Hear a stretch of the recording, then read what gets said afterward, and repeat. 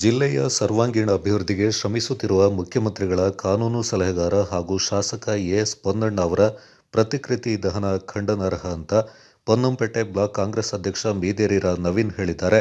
ಹಗಲಿರುಳು ಜಿಲ್ಲೆಯ ಸಮಸ್ಯೆ ಪರಿಹಾರಕ್ಕೆ ಶುದ್ಧ ಹಸ್ತದಲ್ಲಿ ಕಾರ್ಯನಿರ್ವಹಿಸ್ತಾ ಇರುವ ಎಸ್ ಪೊನ್ನಣ್ಣ ವಿರುದ್ಧ ಬಿಜೆಪಿ ನಡೆಸಿದ ಪ್ರತಿಭಟನೆ ಕೊಡಗಿಗೆ ಕಪ್ಪು ಚುಕ್ಕೆಯಾಗಿದೆ ಎಂದು ಸುದ್ದಿಗೋಷ್ಠಿಯಲ್ಲಿ ತಿಳಿಸಿದರು.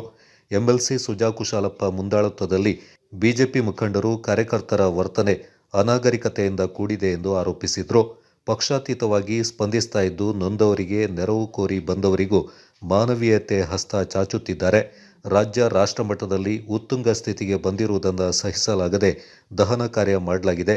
ಇದನ್ನು ಖಂಡಿಸುವುದಾಗಿ ತಿಳಿಸಿದರು. ಇಂಧನ ಬೆಲೆ, ಅಡುಗೆ ಅನಿಲ ಬೆಲೆ ಏರಿಕೆಗೆ ಕಾಂಗ್ರೆಸ್ ಕಾರಣವಲ್ಲ. ದಲಿತ ಯುವತಿಯರ ದಹನ ಮಾಡಿದವರು ಯಾರು ಎಂಬುದನ್ನು ಅರ್ಥೈಸಿಕೊಳ್ಳಲಿ. ರಸಗೊಬ್ಬರ ಬೆಲೆ ಏರಿಕೆ ಕೂಡ ಬಿಜೆಪಿ ಸರ್ಕಾರದ ಕೊಡುಗೆಯಾಗಿದೆ ಎಂದರು. ವಿರಾಜಪೇಟೆ ಕ್ಷೇತ್ರಕ್ಕೆ ವರ್ಷಕ್ಕೆ 250 ಕೋಟಿ ಅನುದಾನ ತಂದಿದ್ದಾರೆ ಎಂದರು. ಶಾಸಕರು ಏನಂತ ಹೇಳಿದ್ರೆ, ಹಗಲು ಕೊಡವಂತೆ, ರಾತ್ರಿ ಮಾಪಳೆ ನೋಡಿ ಹಾಕಿದ್ದಾರೆ. ದಯವಿಟ್ಟು ಇಂಥದನ್ನೆಲ್ಲ ಮಾಡೋದನ್ನು ಬಿಟ್ಟು ಕೊಡಗಿನ ಅಭಿವೃದ್ಧಿ ಬಗ್ಗೆ ಸ್ವಲ್ಪ ಅವರು ಚಿಂತಿಸಿ ಅಂತ ಹೇಳಲಿಕ್ಕೆ ಇಷ್ಟಪಡ್ತೀನಿ.